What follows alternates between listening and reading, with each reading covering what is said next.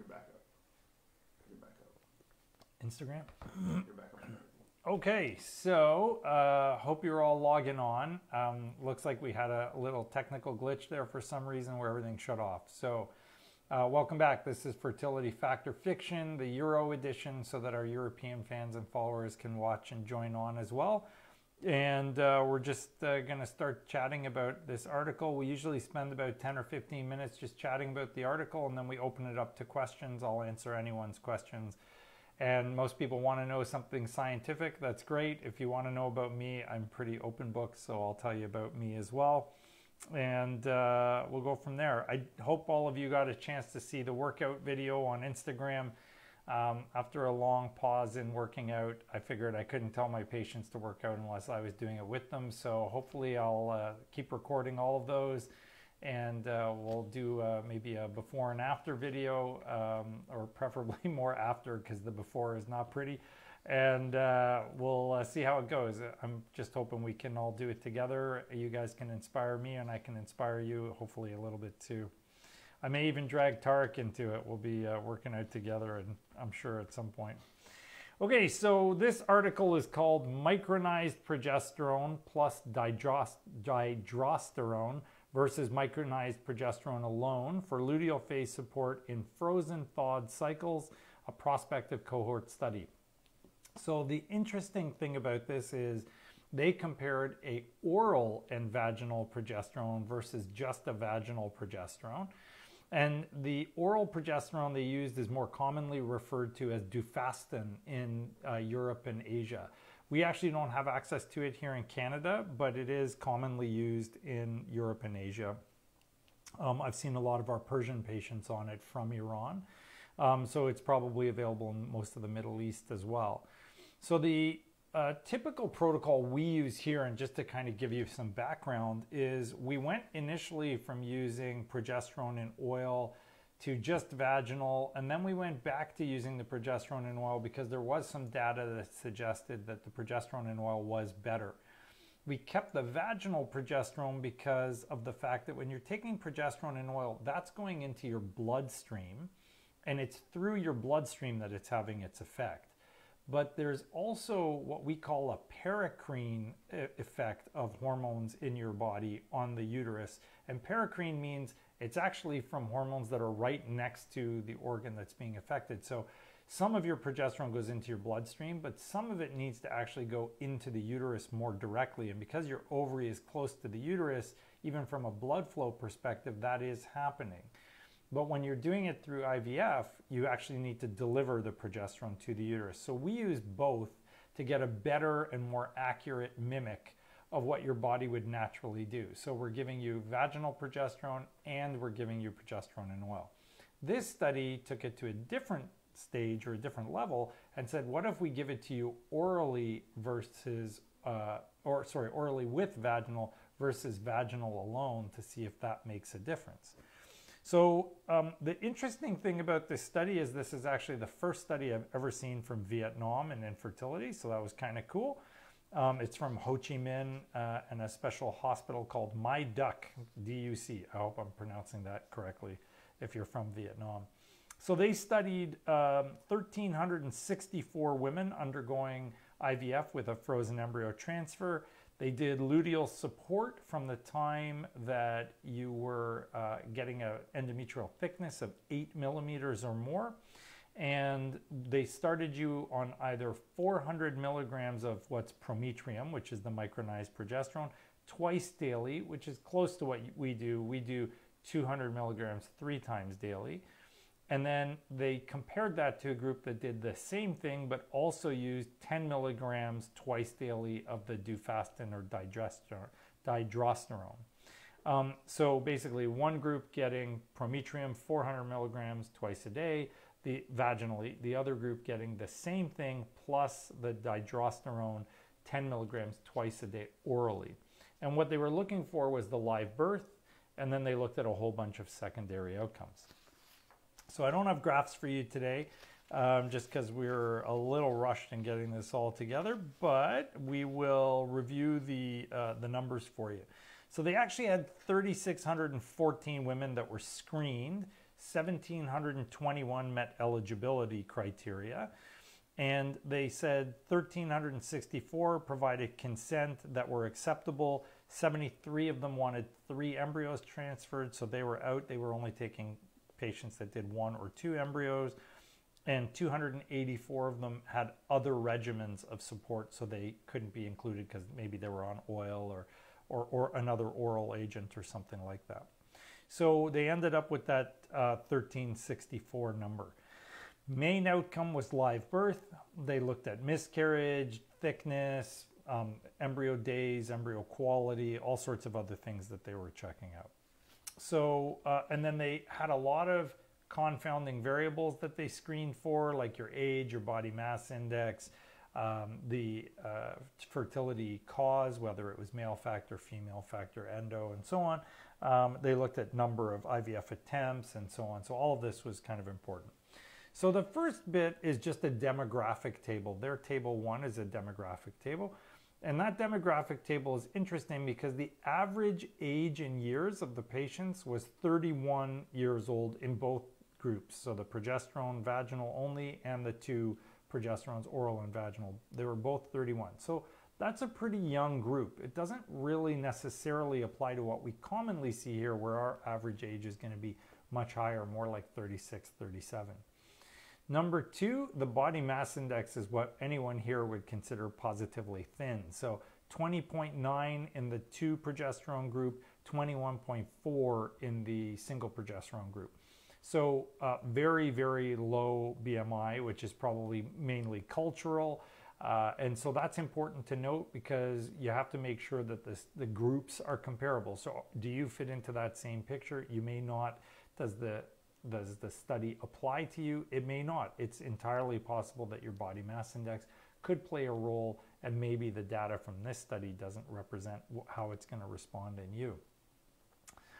Most of the patients had primary infertility, about 2/3. 1/3 had secondary infertility.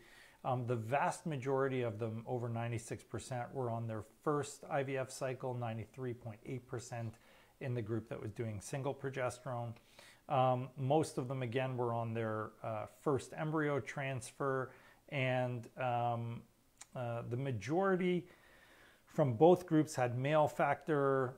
Next largest group was probably tubal factor, some unexplained, and so on, ovulation disorder. So reasonably representative in terms of the reasons for infertility, but in regards to body mass index and age, definitely both significantly lower than what we see. So age was lower, body mass index was low.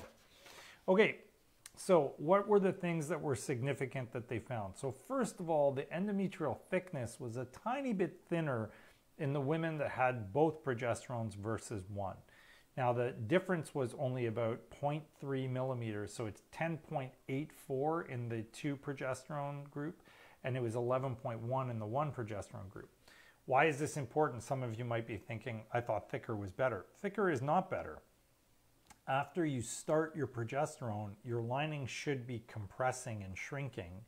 And so this is really important that you actually see a thinner lining than you did before. So maybe this slight bit of extra compaction is actually part of the reason that the 2 progesterones are potentially beneficial. They didn't see any difference in terms of length of the luteal phase. They didn't see any significant differences in terms of progesterone values. And in just the straight head-to-head comparison, they actually didn't see any differences that were significant in live birth either. Number of embryos transferred, same. Number of good embryos, same. All of that stuff was the same. When they got down to miscarriage rates, for ectopic pregnancy, they saw no difference. There were 6 in one group, 5 in the other, so that was the same. But the miscarriage that occurred at less than 12 weeks was almost exactly half in the group that got both progesterones versus the group that got 1. So there were 25 cases out of 732 in the oral and vaginal progesterone group versus 6.6% or 42 cases in the vaginal only progesterone group. So 3.4% if you had 2 progesterones, 6.6% if you only had 1. And that was highly significant. So that's the first really important finding from the study, was that the miscarriage rate was much lower in the group that had both progesterones than in the one that had only one. And that's almost a 50% reduction. So it is very significant. The other significant finding, interesting, there was a higher rate of gestational diabetes in the group that had the progesterone. No explanation for that, but it was about 3% higher. Is that significant? Who knows? I mean, normally we can control gestational diabetes really well, but there was a slightly higher incidence. In general, this population is very thin. They're probably reasonably low risk. The rates were around 8 to 11%, so not very high. They looked at all sorts of other things like preterm delivery, low birth weight, growth abnormalities, fetal anomalies. There was no difference between the two groups in any of those. Okay, so then the next thing they looked at, which was really important, was what about when we analyze this looking at all of the confounding variables? So let's plug in all of the factors like age and body mass index and your anti-Müllerian hormone level, duration of infertility, etc. And the cause of infertility. They even put in the serum progesterone levels, the number of embryos transferred, and stage of the embryo. So they really did a good job of controlling for as many factors as they could. What did they find? So if you had both progesterones versus the single, so the oral and the vaginal versus the single, you actually had a 30% increase in your chance of having a live birth. So that's huge. That is a big, big difference. So if you're on simply vaginal, your rate was going to be 30% less, or if you're on both, 30% more, by taking both progesterones, the oral and the vaginal. They also looked at all of the other factors, and aside from a small blip with more people having secondary infertility in that group that had live birth, with the group that had only one progesterone, that was the only other thing that was significant, which really is not part of what we're concerned about here. So essentially when they looked at that, they said, okay, so your miscarriage rate's lower, your live birth rate is higher.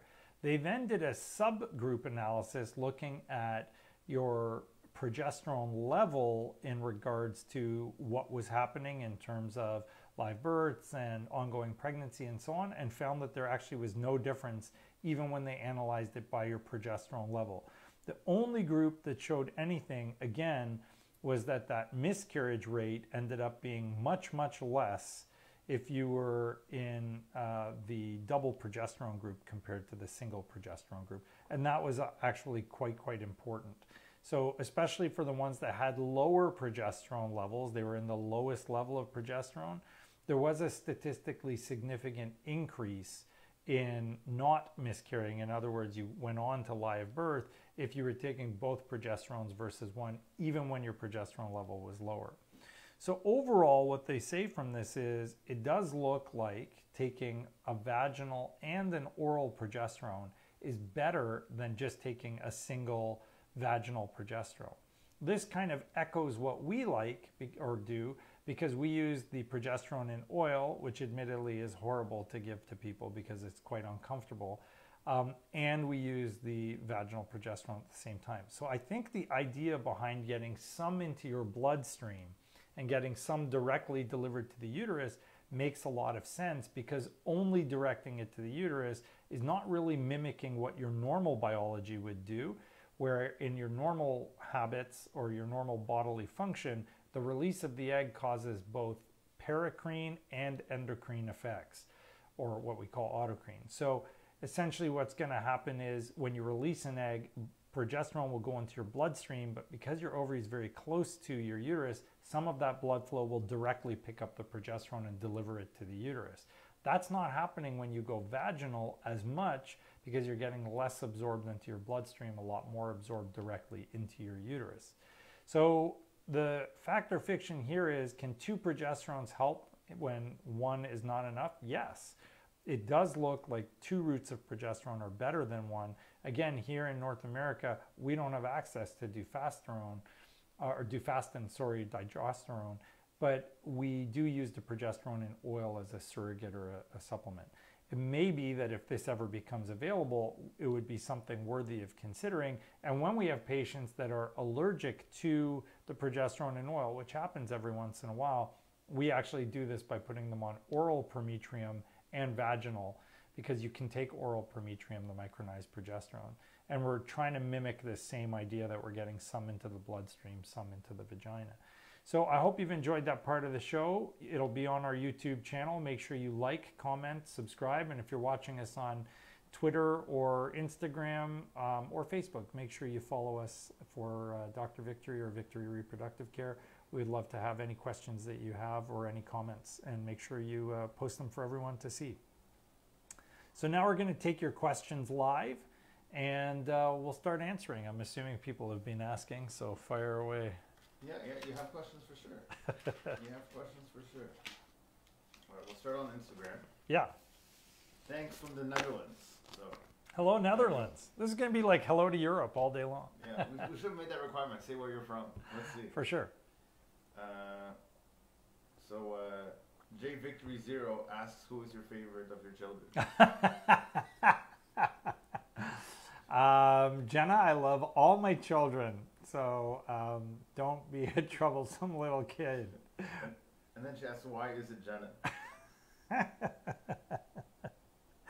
Go on, next question. Happy Sunday, Dr. Victory. What are your thoughts on the Receptiva DX test, BCL6? Yeah. Is it worth doing, and do you offer this? No, so it's not worth doing. So the idea behind Receptiva is to look for endometriosis and whether or not the lining of your uterus is ready. It has never been proven to be beneficial. The studies for it do not support its use. It's no better than doing the ERA test, which is totally useless. There's another study coming out I was just sharing with one of my patients, which again shows that the ERA test is not useful. So ignore all of that stuff. Do not spend the money on Receptiva. A good protocol should eliminate the need for any of these things. So don't bother with any of that. It's not going to help you. If you want to know if you have endometriosis, there is only one test right now available for endo, and that test is a test called laparoscopy. So it's not a test. You need surgery. You got to go in, look around, see the endo, actually biopsy it, send it to pathology, have them tell you that they see stroma or glands from the endometrium there, and then you know that you actually have endometriosis. Without that, you don't know. You might have it, you might not. Hi, Dr. V. Can you tell how many eggs are left in the reserve after IVF? So you can't tell, but you can have an idea from your hormones. So remember that just because you do IVF and you take out, let's say, 10 eggs, does not mean you now have no eggs left. You, at any given time, most women will have literally tens of thousands of eggs there. So even when we take out 20 or 30 or even more, we're not really putting a dent in what's left there. So if your AMH is high, your FSH is reasonable, and your antral follicle count is good, then you're still going to have lots of eggs even after an IVF retrieval. If you have very few eggs left, then removing a few at the time of IVF is still not going to impact anything. You started with few, you're still going to have few, but it's not so finite a number that, for example, if we take out 3, you're not going to have any left and you're suddenly in menopause. Each month you'll still produce a few until you actually stop producing any eggs. And that's typically not something that happens immediately after an IVF cycle. It can take months or even years for that to come about. Great question though, thanks for asking. Thank you for doing the show on a Sunday. This is great. When do you recommend starting HGH during stims? At the time as gonal menopause or earlier? 38 years old, using HGH to try and help egg quality. So HGH is human growth hormone. It's a product produced by Serono. It's called Sizin. That's their product name. So the studies in the past, there was one study several years ago which supported the use of Sizin for improving live birth. And then they actually had a randomized controlled trial last year which showed that it didn't help anything. So I never got on board with it because it's super expensive and it's never been proven to be helpful. If you're using it, most people use it kind of leading up to the stim and through the stim, but I just find it really expensive and not really helpful, and the studies, the data for that supports that. So maybe I'll review that. That would be a good topic to do. Maybe we'll do that for next week. I'll pull up all the studies on it. There was a Cochrane meta-analysis on it years ago, and that showed that it was beneficial. But then subsequently there was this randomized controlled trial, which we didn't have before, which said it wasn't. So we don't use it here. Thank you for the weekend live.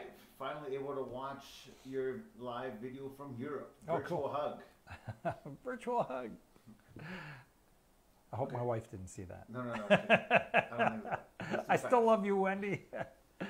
Hello, doctor. Last week I learned that my first FET PGT euploid failed. I'm 34, no history of endo.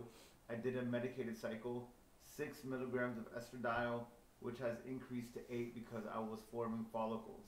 Then cetrodide was added in, also on progesterone in oil, 1 mil, which was up to 1.5 once daily because levels on the day of transfer were at 15 and the doctor wanted 20 or higher. Sure.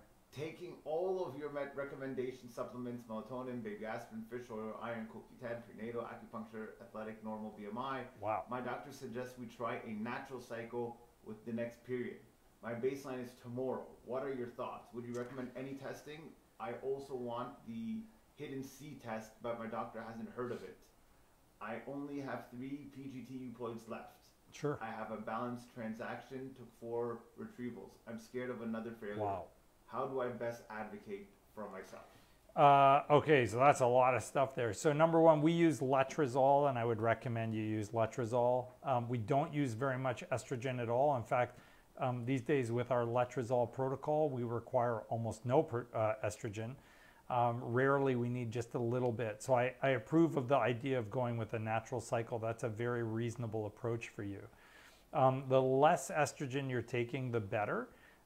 So it sounds like you were on quite a lot there, and that may be detrimental. On top of your progesterone in oil, like we just talked about, make sure you're also getting a vaginal progesterone and your progesterone in oil. So that's also important. I'm really glad to hear you're doing all the supplements. Make sure your vitamin D is appropriate. Make sure your melatonin is good. You don't actually need your doctor for the hidden C. You can order that test yourself. So it's www.fertilysys, fertilysys.com.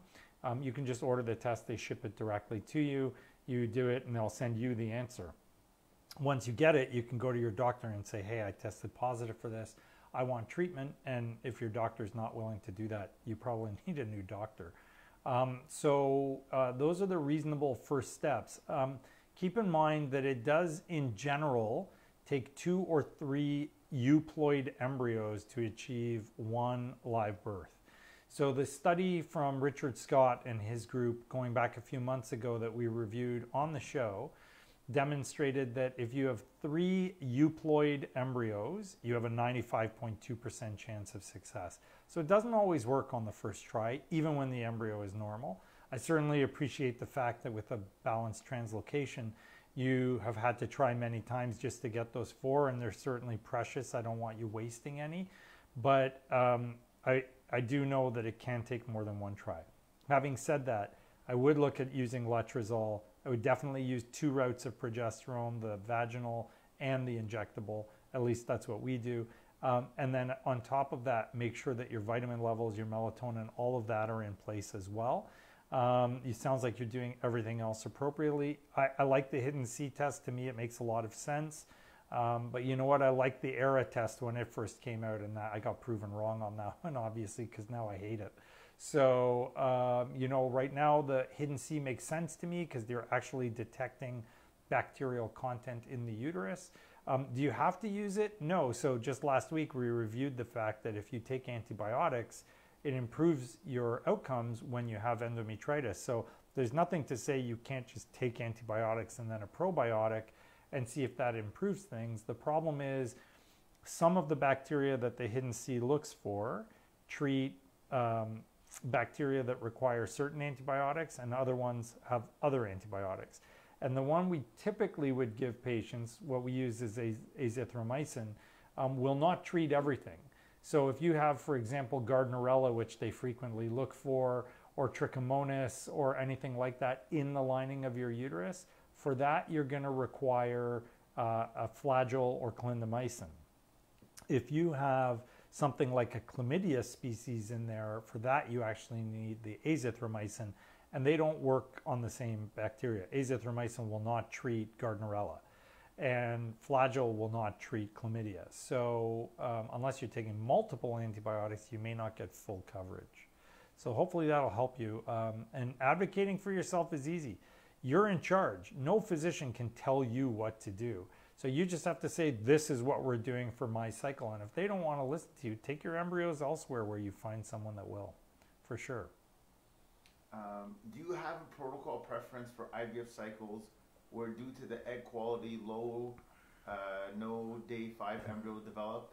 Have heard about androgen priming cycles. What are your thoughts? So guys, there's a huge difference between your egg quality or embryo quality and your IVF stimulation protocol.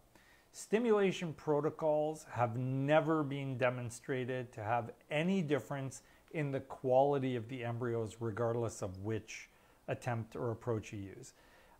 The number of eggs and embryos may differ based on testosterone priming, estrogen priming, microdose flare, Clomid, letrozole, like there's all these different techniques, the human growth hormone we talked about earlier, but none of these have to do with the quality of the embryos that you are producing. So lots of people say, I'm taking DHEA to improve my embryo quality. There's zero studies anywhere that shows that DHEA improves your embryo quality. Same thing with the human growth hormone, same thing with all of those other protocol approaches. None of those will improve your embryo quality. They may, and I emphasize may, help you make more eggs than you would on, for example, a long GnRH protocol or even an antagonist protocol, but they're not going to necessarily affect the quality. So what should you do if your embryos aren't making it to day 5? Well, you really only have 2 choices. One is put them in on day 3. And 2 is actually find donor eggs. Because if you're not getting to day 5, there is no way to force your embryos to get to day 5. Sure, all of the supplements and dieting and healthy steps and exercise, smoking, drinking, drug use, like when you address all of those, take all the supplements we recommend, all of those can really help you. But are they going to make a night and day difference? Probably not. So you have to be realistic about your expectations.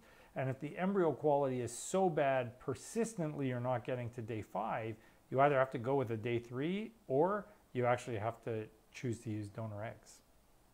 Yeah. Multiple fibroids outside of the uterus. One IUI failed. Need to remove fibroid first, or we can try a second time? Or do you recommend IVF?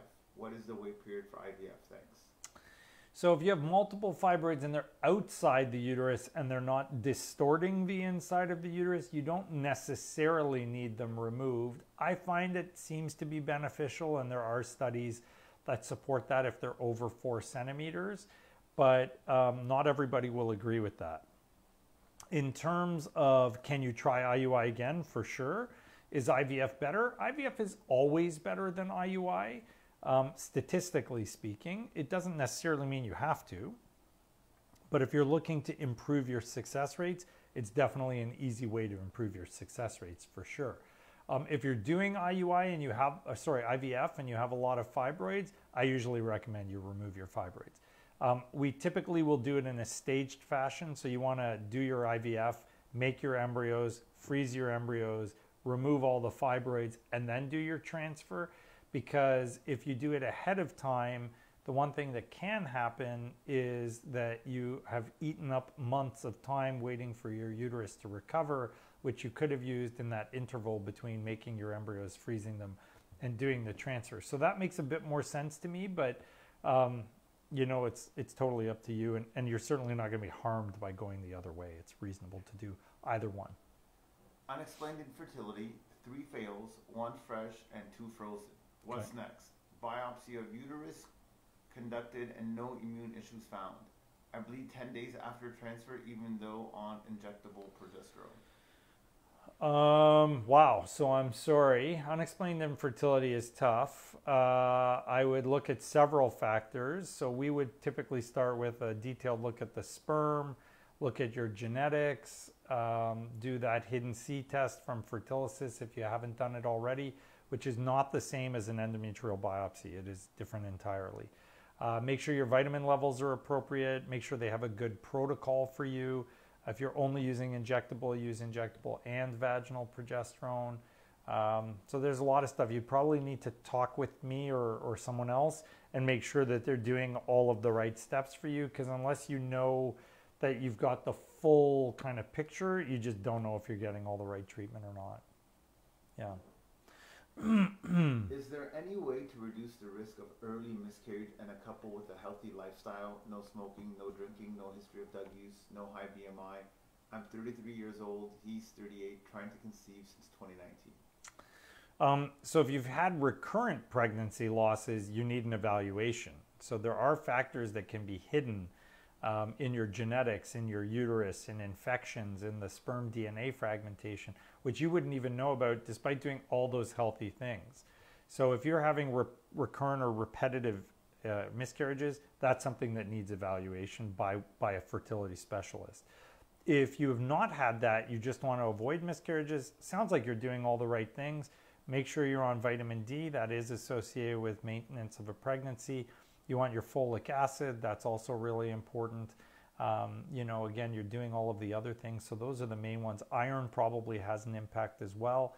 So that's one of the ones we started targeting now also. So yeah, those are the kinds of things you can do to improve your outcomes. What is better when trying to conceive? Having sex a couple of times per day during the days the girl is ovulating, or retaining the semen a couple of days and ejaculate when she ovulates? What is the best for having highest chances of healthy baby? So it's every 2 days throughout the whole month, and once a day, every day, for a couple of days around the time of your ovulation. So for example, if you're using an ovulation predictor kit, you should have sex the day it's positive, the next day, and the day after that in a row, but only once a day. If you're having sex multiple times a day, more power to you. I'm sure it's lots of fun and it's great exercise, but you're firing blanks after the second try. So that's useless, and you're just depleting your sperm count subsequently. So don't bother with doing it multiple times per day. You just want it every other day, the whole month, and then every day for about 3 days, maximum 4, around the time of ovulation. And that's just once a day, each of those times. Sorry, guys, or ladies, if you were hoping for more. Can you briefly explain what an ERA... Tarek's laughing. Can you briefly explain what an ERA biopsy is? Yeah. And you recommend it for all your patients? So I don't recommend ERA for anybody except for patients whose lining never thickens, having nothing to do with the timing. So the ERA stands for endometrial receptivity array. I think we now have 3 videos. I think we do, right? I think we have 3 videos. We have 3 videos all demonstrating how much the ERA does not work. So let me emphasize that again. The ERA is useless. It does not work. So the endometrial receptivity array is a test designed to tell you 2 things. Is your lining receptive, meaning protein and enzyme-wise ready for the implantation of an embryo?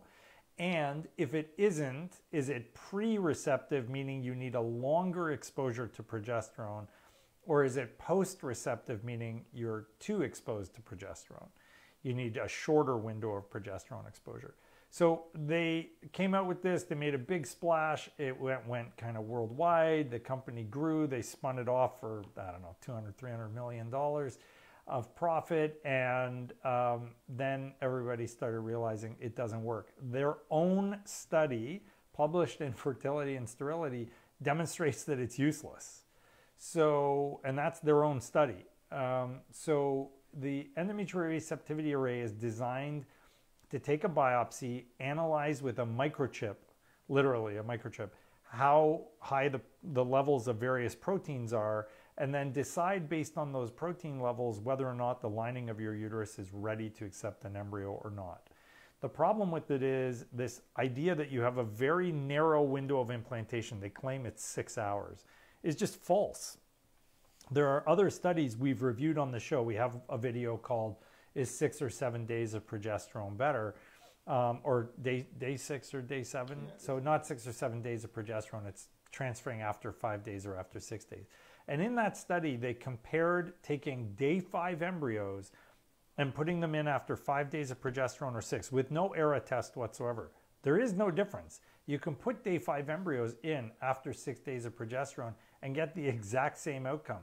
So the idea that there's this little 6-hour window is just flat out wrong. It just doesn't exist.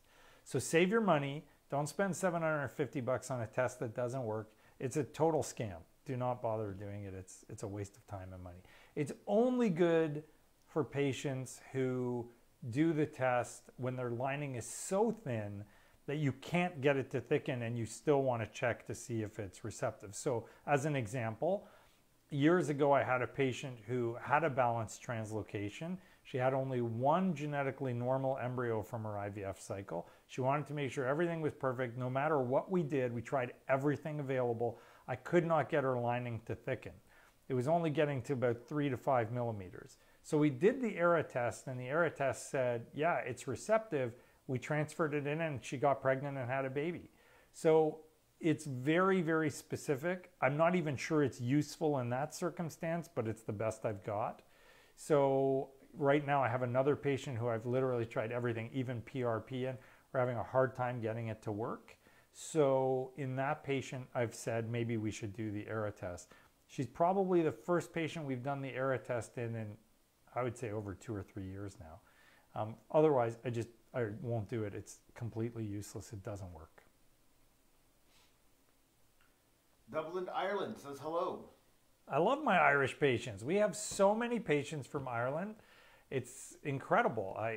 We got to go start a clinic in Ireland. You know what? We seriously may look at starting a clinic there.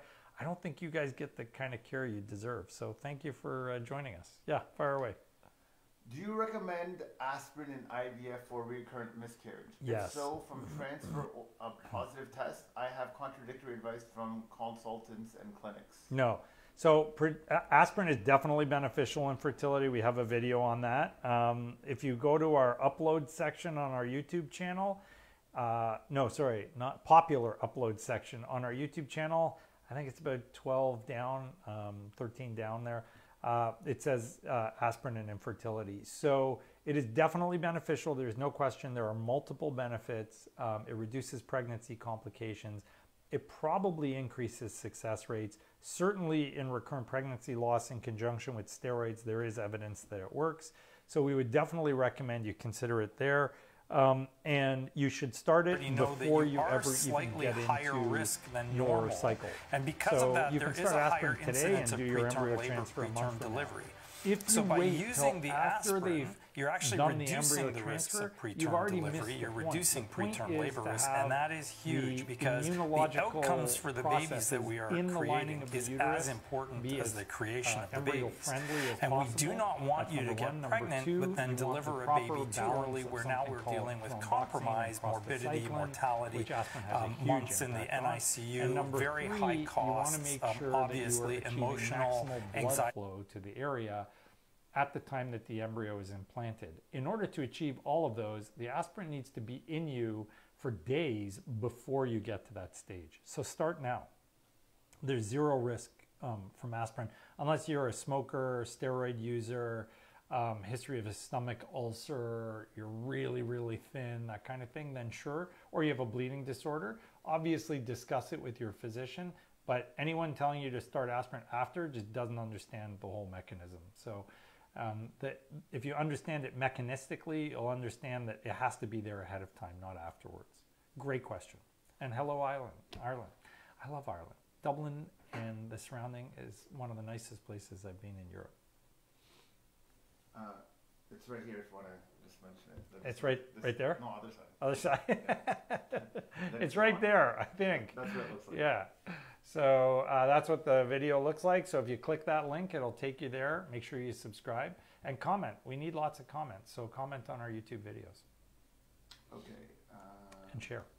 Hi, my favorite doctor. Hello, my favorite patient. I have low AMH, 0.468 micrograms per liter. The doctor told me that nanograms per liter. Yeah. The doctor told me that my follicles were empty or the egg cells was bad quality. The doctor also found out that I have 6% of mosaicism of chromosomes. Sure. Could this be the reason for these bad results? Thank you. Yeah, I mean, if you yourself are a mosaic, it means some of your cells are genetically normal, some are not. Because your egg cells are derived from your progenitor cells back when you're a fetus, some of them may have been abnormal at that time. So you may have a whole pool of genetically abnormal eggs there, as well as some that are normal. If your AMH is that low, it means you're down to very few eggs. And so depending on how high the level of the mosaicism is, in your case it's low, it's only 6%, then you may end up with some eggs that are normal and some that are not. We do know, and we presented this about 4 weeks ago, that patients that have lower AMH values and produce fewer eggs have a higher number of genetically not normal embryos. So it sounds like there are kind of multiple complications for you there. That doesn't mean it's not possible. It is still possible, but it is harder. So you may require more tries. You may end up requiring a donor. Yeah, I'm sorry. I really am. Okay. If DNA fragmentation is present in sperm, is TISA-MISA procedure our only option? Are there any negative side effects of either procedure? So there is some data suggesting that TISA or PISA or MISA can improve your sperm DNA fragmentation, but there's a much easier way. Just have them ejaculate twice, one time 3 hours before the actual sample you're going to use, and then the second sample obviously 3 hours after the first. That second sample has much, much less sperm DNA fragmentation. We've been doing that with great results. You can also use, as long as the sperm is good enough, you can use Zymo. It's a device which will screen it out. And that can get rid of 90% of the sperm with high DNA fragmentation. Obviously, you need a good embryologist who knows how to choose good sperm. I was just telling my embryologist today that she should publish our results. We're getting over 90% of our embryos to become blastocysts. I've never seen that before. I've never even read of that before. So between what we're doing to get you ready and what she's doing in the lab, then you can definitely do a good job. And I should say our lab director / embryologist, because she's our lab director. So Dr. Khosravi is like the best I've seen. She's incredible. And so you need to make sure you're working with a group that knows what they're doing with the sperm. There are also things you can do ahead of time. It takes about 3 months to maximize the sperm quality. So no smoking, no drinking, no drug use. And when I say no, I mean none, zero. You can't smoke anything. You can't have hookah. You can't have a little cigarette here or there. I just had one when I was out with friends, like zero. No alcohol, no marijuana, no drug use. Keep your weight down. Make sure that you're eating a healthy diet, preferably the Mediterranean diet. Loads of vitamins, and I mean loads of vitamins. So you want to make sure that you are taking fertility vitamins. We use the YAD products or ProFertile. They're both excellent. You can use any other one. I don't believe in brand pushing or anything like that, but those are the ones we use just because they're good and they're available. You want to make sure that you are ejaculating every 2 days. You want to keep your testicles cool, so don't wear anything tight. Wear boxers, not briefs, and make sure that you are using frozen peas or something cold that you put up against the testicle to keep them cool. Additionally, there are other things you can do, like investigate with ultrasound, make sure you don't have a varicocele. Some people need their genetics tested. Watch your diet, make sure it's low in cholesterol, low in sugar. All of these things will contribute to improving your sperm DNA fragmentation and are critical to getting better quality sperm. I'm on day 7 of IVF cycle. Letrozole 4 pills per day for 5 days. Gonal F 200, Menopur 75. What do you think of this protocol? It sounds like a low responder protocol.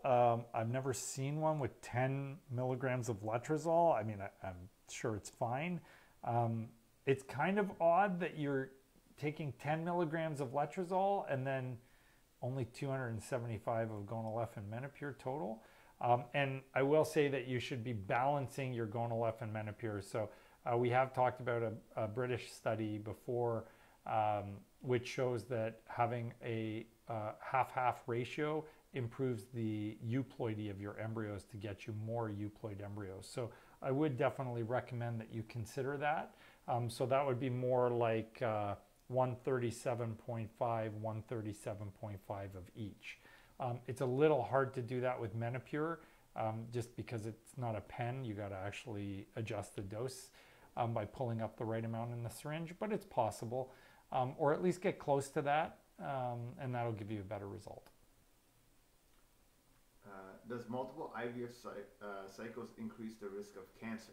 No. We actually reviewed that. How long ago was that? That's so recent, I thought. That was. It was like 2 months ago. Two and a half months ago, guys, we had a review of whether or not IVF increases your chances of cancer. We should probably re-advertise that one. Yeah, so no, it absolutely does not increase your chances of cancer at all. Doing IVF has no impact on your chances of cancer. That's being looked at in so many studies I've lost track, but the latest one was huge. It was a big meta-analysis. I think it was an Australian study, and it was very well done. No increase in risk, so you're safe. Yeah. Do you recommend to use prednisone to reduce the levels of natural killer cells when PCOS is the case? Oh, that's a really interesting question.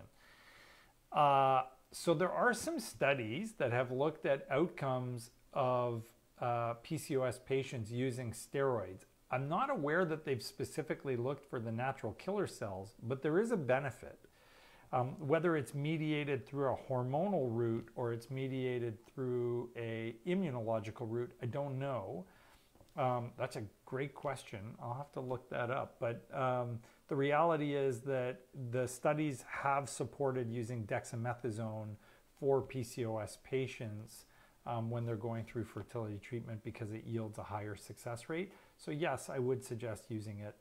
If it's specific to your natural killer cells, it's going to be even more beneficial. So yeah, sure. Although that can sometimes take an even bigger approach, requiring things like intralipids or IVIG or subcutaneous IG, sometimes even stronger medications. So the biologics like Humira and so on.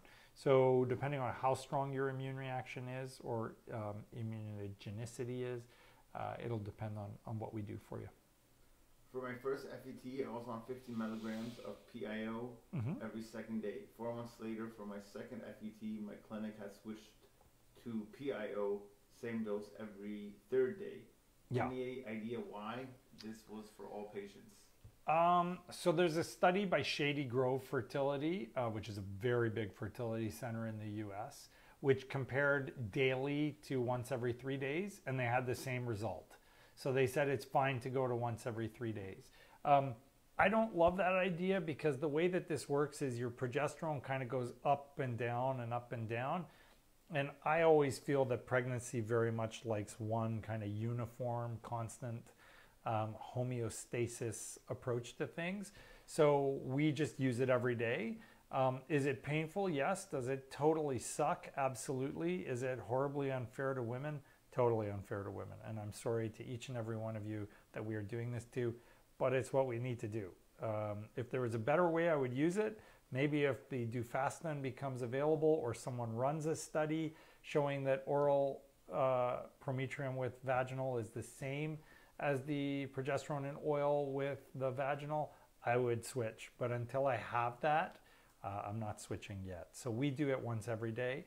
But there is a study out there. It was published probably, I want to say about two or 3 years ago, and they demonstrated that once a day was the same as once every 3 days for progesterone in oil. So that's probably why they switched. Yeah. Would you recommend Emma, Alice, and ERA test if I have to fail? No. So mAnalysis makes absolutely no sense. If you're going to do that test, just do the Fertility testing, which is actually way more accurate and a much better test. Definitely not useful to do mAnalysis. And as far as doing plus it requires a biopsy, and the Fertility test requires no biopsy, so one less pain. In terms of doing ERA test, never do the ERA test. It's useless, only if you have a thin lining. We were talking about that earlier in the show if you didn't catch it. The ERA test is useless. We have 3 videos on our YouTube channel about the ERA test, all of them reviewing either one or the last one we actually reviewed, I think, 5 different studies. All 5 studies showed no benefit to doing the ERA test. Don't do the ERA test. It's a waste of time and money. That's not what's wrong with you. I can virtually guarantee you that. Huracan. Yeah. Someone commented that we don't have a Lamborghini on the wall. So for those of you that are avid viewers, the blue car is a Huracan Performante, which I've seen once or twice in the flesh. Not in blue. I saw a white one. It is a gorgeous car. It's way out of my price range, but I hope one day to at least see one or sit in one again. So pretty cool car for sure. We have all the supercars represented. I just don't have a McLaren because I haven't found one that I liked yet. Yeah. Yeah. Doctor, I want to start my conception journey. Okay. I have done all the necessary surgeries and tests in the past. I was told the IVF will be the best approach for me, but I was still trying to see if I could come naturally, but I don't see nothing happening. Where do I start from now? You need to see a fertility specialist. I mean, obviously, I would need to know more about what's going on. I need to know why you haven't succeeded yet and what they found on your surgeries and why you had surgeries. So if you have endometriosis, IVF can definitely be beneficial, but not mandatory. So there are options available to you. Depends on your tubes, depends on how severe the endo was, your ovarian function, the sperm quality. So see a fertility specialist, make sure they're doing all of the right things to test you. Find someone that's good, not pushing straight into IVF, because any center you go to, and this is for everybody, anywhere you go to, if the first thing out of their mouth is you need IVF, run, because all those people care about is money. There is only 2 circumstances only in which IVF is mandatory. One is when your tubes are blocked. If your tubes are blocked, you have to do IVF. There is no question. There is no way around it. And the other one, still not mandatory, but borderline mandatory, is if you have very severe male factor or the sperm are non-motile. So if you have non-motile sperm or sperm with no tails or something like that, you have to do IVF. There is no way around that problem. But if you have any sperm, you can still do insemination. Now, granted, some inseminations are almost useless because they have a less than 1% chance of success, but there's still a chance. But realistically, that group where you have a very, very low chance with poor sperm, or the group where the tubes are blocked, those are the only 2 groups where IVF is mandatory. For everybody else, you should be presented with your options, given the risks and benefits of each option, given the costs of each option, and then be given a very in-depth look at what it's going to look like for you, how long is it going to take, what should your expectations be in terms of success rates, and then you make the decision that is right for you. If you're going somewhere where they go, you need IVF right off the top, you're going to the wrong place, because that's just wrong to say. In the vast majority of cases, I'd say probably over 95% of cases we see, we offer patients options. And I think my patients trust me because of that, because I'm not pushing them into IVF just so we can make a little bit more. I'm always going to work with you to achieve your goal your way. And that's basically who you should always find, someone that's willing to do the same thing. Is it still possible for implantation to occur after 12 DPIUIs? 12 DPIUI? Days post-IUI. Is it possible for implantation to occur 12 days post-IUI? No. Not unless something went bizarrely wrong and you didn't actually release when you were supposed to and released much, much later, and then you're just implanting at that point. So generally speaking, the answer to that question would be no. If I'm doing an unmonitored round of Clomid, should I also take progesterone with it to help with implantation? I'm a believer in the progesterone. Some people would argue against it, but I believe in it. So my answer would be yes, but you must know when to take the progesterone, because too early and it's birth control, and too late and it's useless. So if you're taking Clomid, and I'm not sure why you're taking Clomid, but if you're taking Clomid for assistance with fertility, you need an ovulation predictor kit. When the predictor kit is positive, 2 days after the predictor kit is positive, you start your progesterone. So if you get the pee stick and it shows today that you're positive, you would start your progesterone on Tuesday. Now, just quickly going back to why you're on Clomid. So if you're on Clomid for PCOS, you shouldn't be. You should be on letrozole, because in a head-to-head comparison, even Tarek knows this now, Clomid gives you a 19.1% success and letrozole gives you a 27.5% success. If you're on Clomid for unexplained infertility and you're only on Clomid, it's useless. It doesn't help you at all. Unexplained infertility has anywhere from about a 3.1 to 4.3% success rate. Clomid alone has a 3.8% success rate, so you're not helping yourself. So don't bother with that. That's not going to be beneficial. Clomid with IUI helps, because that gets you to 7.8 to 8 point something percent, but alone, just Clomid for unexplained, it's not of any value.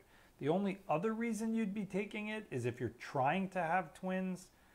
We never recommend that, so I'm a little concerned about why you're on Clomid. So either reach out to us and explain, or talk to your doctor, but nobody should be on Clomid these days unless they have a very good reason for it, like you failed letrozole or something.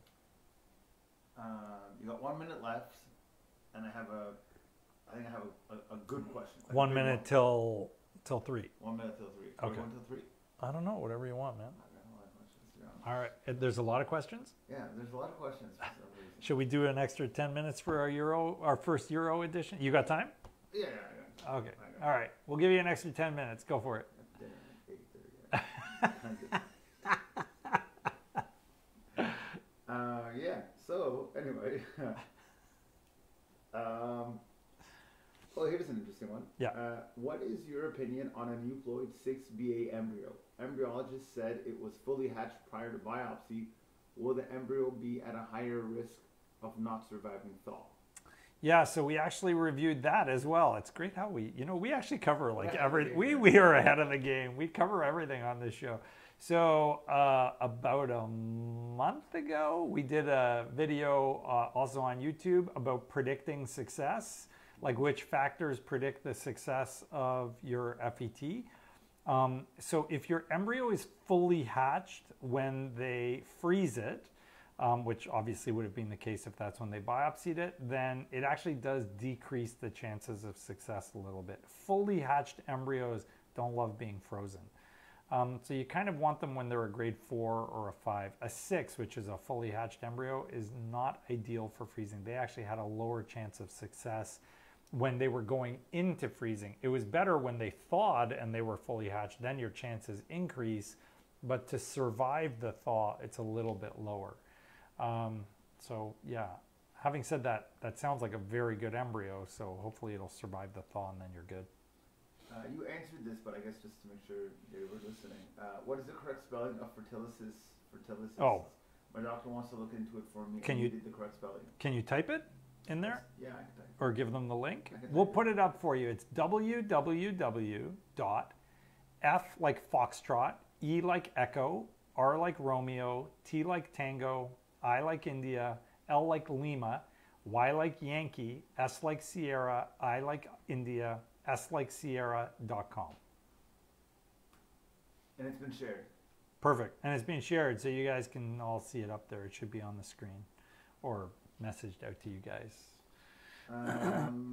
Yeah, so hi Dr. Victory. How do you know when a patient has been overly suppressed by birth control? I have a low AMH of 0.99 and I'm 37. So you can get overly suppressed. We're still unclear as to whether birth control suppression affects your AMH level. So I just take you off and recheck in a couple of months. If your LH is very low, you're probably suppressed.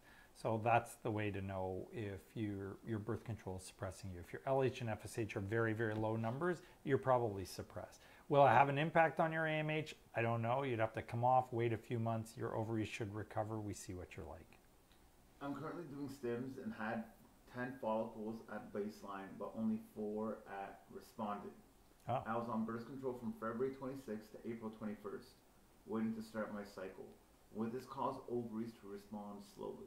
It can. Again, if your LH was really low at the beginning, yes, it can. So for our patients, if they're poor responders, if they're older, we don't use birth control anymore. We only use it for the ones that are either strong ovaries or younger. And it has to be both of those. You got to be young and have strong ovaries. If you're young and you have weaker ovaries, again, I wouldn't use birth control because you can get suppression, and when you get suppression, it inhibits the responsiveness of the ovaries. You can overcome that if you're doing duostim because the rest of the follicles will perk up and grow later. As long as you find a center that A, does duostim, I'm kind of shocked by how many centers don't, and B, knows how to do it, most again don't, and C, is willing to not charge you an arm and a leg. So our duostim program is discounted because in that second cycle, we recognize this is for patients that aren't doing great to begin with, so we drop the price quite a bit. It's 37% less in the second cycle than in the first. But you know, not everybody's doing that. Some places will just charge you 2 full IVF cycles. So you're certainly better off going into the first cycle with no suppression. Do you need a prescription for estrogen and oil? What is your recommendations for oral and vaginal progesterone at 6 weeks pregnant? Thank you. For estrogen and oil? Okay, I've never even heard of estrogen and oil. I think you mean progesterone. You do need a prescription for progesterone and oil. We continue our patients till 12 weeks. Most places stop after 6. So our protocol is a bit different, but I don't like messing with things. Like I said earlier, I like homeostasis, neutral, balance, control, no big changes in pregnancy. The placenta takes over the role of producing those hormones by the time you're at 12 weeks fully. So I don't like changing it till it's fully taken over. Hi, listening in from the UK. Hello, UK. My daughter's in the UK. Hi, Jenna.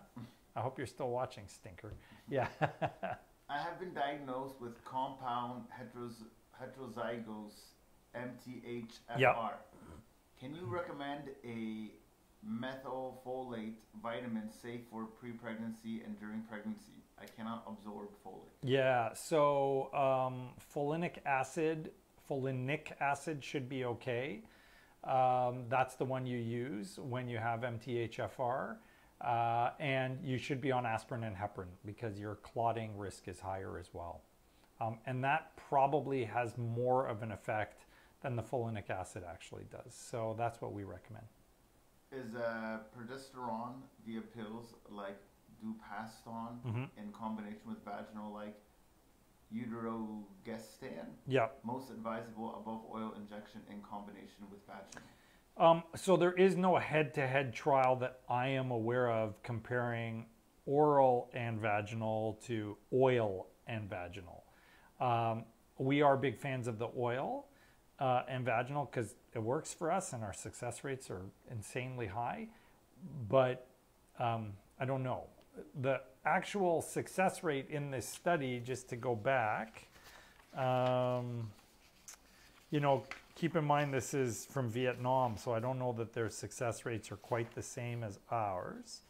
So let's look at the live birth data. So it was pretty reasonable. It was 56.5% in the both group. So that's pretty good versus 43.5 in the single group. So I mean, 56, we're definitely getting higher than that, but most people would be very happy if they had an almost 60% live birth rate. So that's a pretty reasonable success rate, guys. So you could probably do the oral and the vaginal, or you could do the oil and the vaginal. We don't know head to head. There's no comparison out there for me to tell you one is the same or better or worse. I can't answer that. If I ovulated on Clomid 50 this month but didn't get pregnant, should I bump up the dose to 100 milligrams next month? No. If you ovulated, you don't need a higher dose. Granted, we always use 100 just because I like efficiency and I don't like it when you have to try multiple times. So we just start at 100. Same thing with letrozole. Excuse me, we start at 5 instead of 2.5. But if you're ovulating on the 50, you don't need 100. I'm on my 3rd round of letrozole. I was due for my first period, first week of April. Does that mean letrozole is not working? I took a test a couple of weeks ago, was negative. Could I also be pregnant? Well, you should always check for pregnancy if you're not having a period. So on our website, if you go to drvictory.com and you go to the resource tab, can you share that? Is that doable if you do the share thing? No, not right now. No? Mm-hmm. Okay. So on our website, if you go to drvictory.com, and we'll put up the link, and you go to the resources tab, you'll see a flow chart for what to do when you're taking letrozole. So the idea is you have to start a period, often with progesterone if you're PCO, and then you take the letrozole from day 3 to 5 of your cycle, and then you wait until 35 days from the first day of that period, okay? So if at 35 days you have not had a period, you're either pregnant or it didn't work. Meaning the letrozole just isn't making you release your egg at that dose. So if you're past 35 days, you've not had a period yet, you do a pregnancy test. Pregnancy test is negative, you take the progesterone again, and then you take a higher dose of letrozole the next cycle that starts on cycle day 3. If you're pregnant, hallelujah. If you get your period within 35 days, it likely means that the letrozole is working, you just didn't get pregnant, so take the same dose. So follow our flow chart. It's on the website. It's done in graphics by Jenna. You've got it there? The link's right here. The link's right there, so just follow that and it'll take you there. You'll be able to see what to do. Just go to our website. And check out all our awesome information there too. Yeah. 1 or 2 more? Yeah, sure. I just completed a FET transfer with a day 5 embryo that is healthy. I am impatiently took an at-home pregnancy test yesterday that sadly was negative. What are the chances for a positive? How many days out is she? Does it say? No, day 5 embryo that is healthy. Well, it depends on how far out you are from the test. If you're under 8 days, there's no way it's going to show up positive. If you're 11 days with a really good test, you might. You really have to wait till you're like 14 days for the urine kits to be pretty accurate. So it all depends on how far out you are. If you're negative with a blood test at day 14, you're negative. It's not going to turn positive, unfortunately. Does ICI work with Fermera for unexplained secondary infertility, normal sperm count? No. In fact, ICI never works.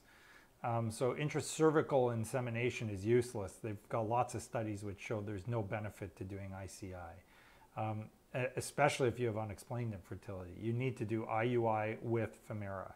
It can't be ICI with Fermera. There's no evidence that that's useful. No one does ICI.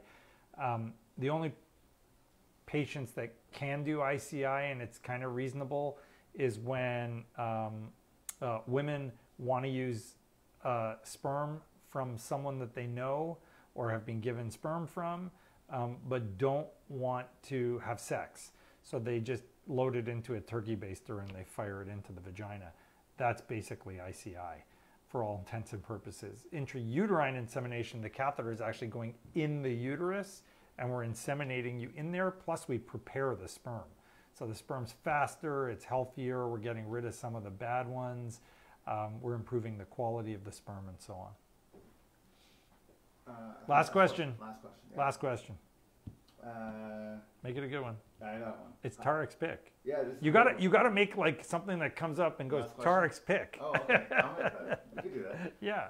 Hi, Dr. Ricky. Thanks for the Europe-friendly timing. I did an IVF cycle in February, which achieved our best results. Oh, great. 15 eggs retrieved, 12 mature, achieving 6 blasts. Awesome. We decided to do a second round, repeating exactly the same protocol to bank more embryos. Yeah.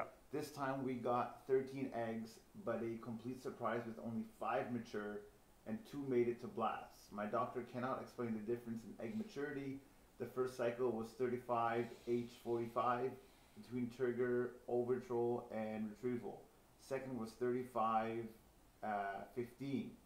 Can 30 minutes make such a difference, or what else could impact egg maturity with identical protocols?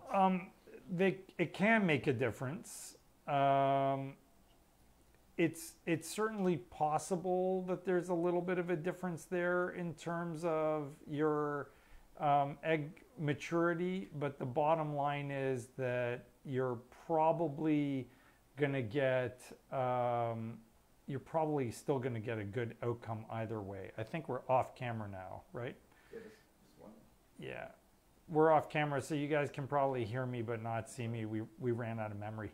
So bottom line is, waiting a little bit longer would be beneficial, but I think it has a lot more to do with how large your follicles are than whether or not you're getting triggered and retrieved at the right time. 30 minutes should not make a big difference. Here's the easiest way to find out. If your follicles were late M1, then yeah, it may have been that brief delay or going earlier. But if your follicles were like GV, then they just triggered you too early. Okay, guys, we're going to call it quits for now. Thank you for our Euro edition of Fertility Fact or Fiction. We will try and do this maybe once a month. We'll look at the stats and see how we did. And it was great to have you guys. Thank you from all the European countries for joining us. Hope you enjoyed our show. Make sure you subscribe to our YouTube channel and to our Instagram. Follow us there as well. We've always got new information going every day, or at least several times a week. And our videos all go on our YouTube channel, so check us out. And if you need some motivation, I just started a new exercise regimen, so follow me on Instagram for that, and we will post me dying slowly doing Focus T25. Have a great day, guys. Stay safe and wear your masks, hand sanitize, be careful, and above all, please get vaccinated. It's not going to impact anything. Get vaccinated, get vaccinated, get vaccinated. Take care, guys. Have a good day.